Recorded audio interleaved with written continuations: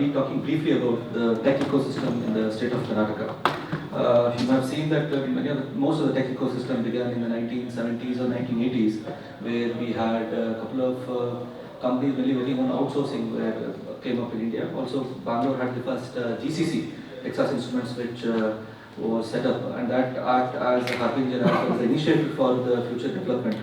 As we moved on in the 21st century, we had the digital India as well as the rise of fintechs.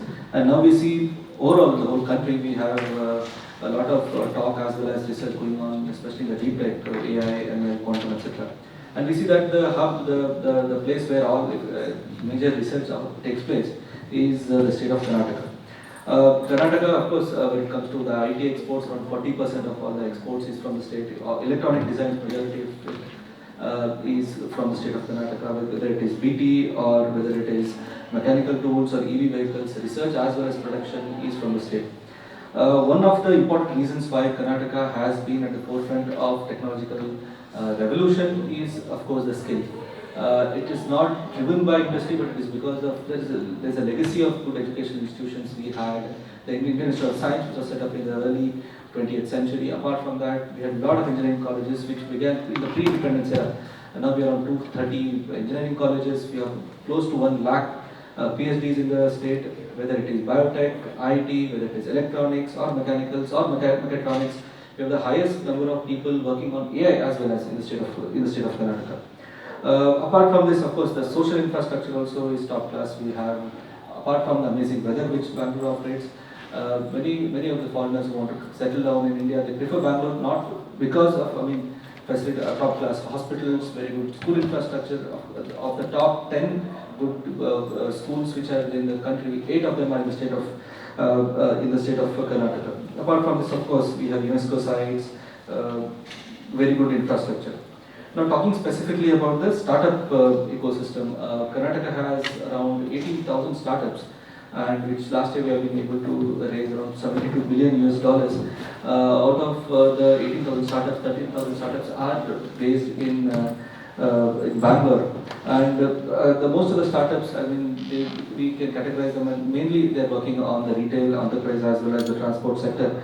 And a lot of incentives, I think a lot of incentives and programs across the whole value chain, across the whole life cycle of the startups are being, there is one of the program which acts to help in startups, whether it is ideation stage, we have the Rajiv Gandhi Entrepreneurship Program or the New Age Innovation Network NAME program. For funding, we have something called Elevate program where we give funds, we give grants, we don't take any equity, it is not loan, it is pure grants up to 50 lakh rupees is provided to the startups. Right from 2017, we have had around 22 rounds of 22 calls for Elevate, where we have funded around 1,000 startups from the state, and of which around 1/3 of all the startups are from our startups who were registered outside Bangalore, and also around 30% of the startups were women-led. Karnataka also is a GCC hub. Around 33% of all the GCCs in the state, in the country, are in Bangalore, and it is actually improving. I think if you see last 2 years, the overall average is 33%, but in last 2 years, 43% of all the GCCs which landed up in the state, in the country, came down to Bangalore. We also have a very progressive GCC policy where we have a program called Catalyst, where we provide a SPOC, single point of contact, for any GCCs which want to set up, whether it is government clearances, whether it is identification of land. We ensure that most of the clearances are done within first 45 days. As a matter of fact, one of the companies had its biggest center outside their home, their headquarters in Bangalore, with a sitting capacity of 15,000, which was inaugurated by Honorable SAP Center was inaugurated just last month with a capacity of 15,000. Many of the GCCs actually, many of the companies, they have the largest presence outside their country in Bangalore. This shows the capacity as well as the faith which the companies have on Bangalore.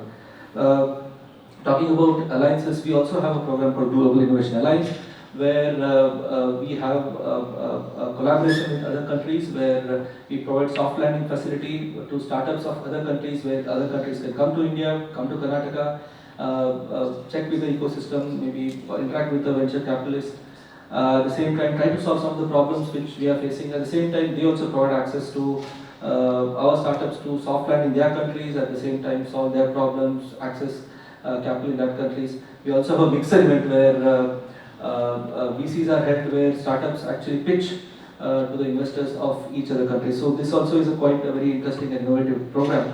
Talking about beyond Bangalore and beyond, we are talking about a lot of collaboration happening between different companies. We have a lot of research being taking place in Texas, Intel. We have a lot of industry academic collaboration also happening.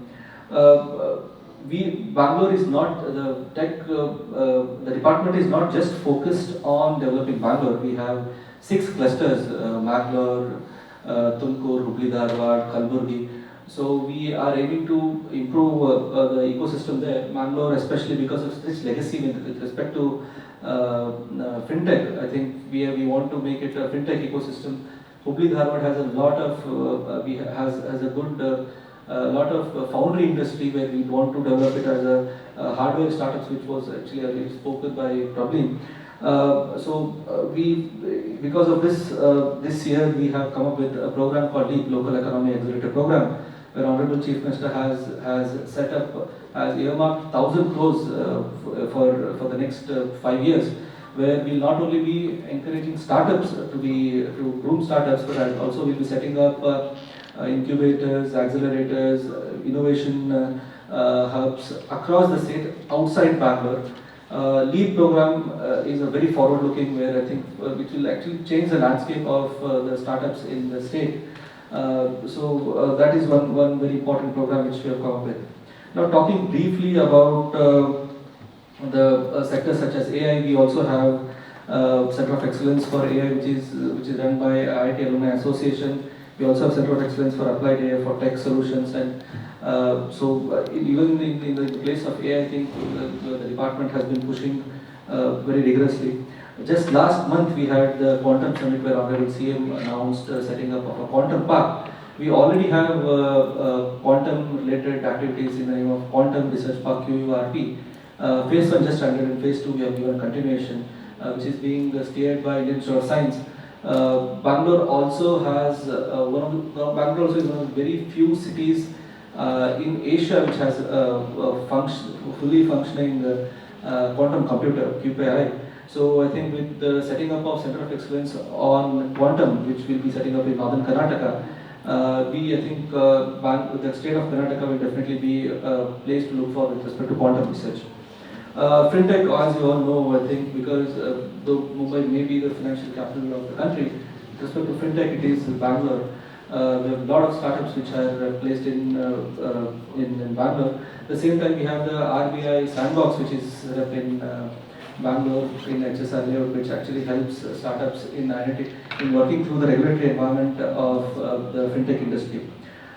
Space tech also will be the first. As a matter of fact, Bangalore has been pioneer in many of the policies. Whether it is we had the first space drug policy, we had the first startup policy, first BT policy, first IT policy.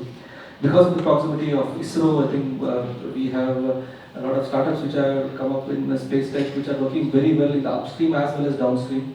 KSAC, Karnataka's KSAC organization working on remote sensing also has been doing quite well in applying the downstream data in the fields of forest, environment, as well as in health. Just skip through the slides to, I think, because of the paucity of time. Policies, of course, we have a couple of policies working on startups, on AVGC, BT. We provide funds not only to startups, funds such as quality reimbursement. Many of the startups who have come to Tech Barbecue will be getting some incentives because of the market access program. Also, we provide incentives with respect to patents. If someone applies for patents, we provide reimbursement. A very forward-looking, because of changing ecosystem. We are also coming up with a new startup policy as well, I think, to incorporate the changes in the startup ecosystem. Apart from this, in every policy, whether it is cyber security or ESDM or data center, there is something or the other for the startups. With respect to setting up of industries, of course, I'll briefly tell about, we provide incentives for land, for electricity, for production incentives during the operation. So I think we have tried to cover the whole life cycle of corporate entity, right from the phase of being a startup to being industry. I think one of the reasons why I think we have been able to do it because of the strong industry and as well as research connect we find. We have set up around more than 20 Center of Excellences. Around 6 of them are set up in Indian Institute of Science only, which works on nanosciences, which works on quantum, which works on design. We have a Center of Excellence set up under CCAMP, which works on mainly biotech research. As a matter of fact, some of the startups, if I have to quote one example where of Center of Excellence on Agri, many of the startups which enter the TRL level of say 4, when they come out after an incubation of 5 years, their TRL levels are in the range of 6.5 to 7, which shows there is 3-point improvement in their level of activity. And the Center of Excellence are not only confined to IT. I think the Center of Excellence in marine technology also. And now we'll be coming up with the Center of Technology and Quantum Research, which I told you, which is setting up in northern Karnataka. We have Center of Excellence, which is working on robotics, mainly the art park. We have Center of Excellence on AVGC, where many of the films which we see in India, part of it, the animation part of it was actually done in those Center of Excellences. So we have more than 200 plus KTech partners which act as incubators as well as accelerators. Next, I think this is a very forward-looking and very ambitious project called Innoverse, where we will want to have a deep tech incubator, which will be which will be mainly working on deep tech startups in Bangalore, working on AI, ML, quantum research, and I think it's a work in progress. And I think that by next 1 or 2 years we'll be able to show something very substantial in this. That's it, I think, but at the end I'd like to talk about Bangalore Tech Summit, the premier tech summit, I think one of the largest in Asia. Earlier it was in a center called Bangalore Palace grounds, but I think this year we have tried to make it bigger, better, as well as bolder. The venue is going to be bigger, and a lot of interesting activities we are planning to have. It will be held on in 3 days, November 18th, 19th, and 20th. So it's from leapfrogging to pole vaulting. That's what we call, and the theme is Future Rise. These are the 6 areas the 6 pillars of BTS which we'll be working on. One very ambitious aspect, one very ambitious area of this year's BTS is the Future Maker Conference. We are trying to bring in 20,000 startup people working in the startup industry, where we'll have 10 speakers talking for 10 minutes, discussing 10 life-changing ideas. I think that is something which the whole of India and many of the startups are very excited about. And I request all of you to be part of the Bangalore Tech Summit. And generally, last year I think we had 6 thematic areas we were working on. And this year we have 4 more areas where we'll be talking about AI, defense, films, as well as my current and my future. So it's going to be very exciting, as well as BTS of altogether different scale. So at the end, I'd like to invite all of you to be part of BTS and make it a success. Thank you very much.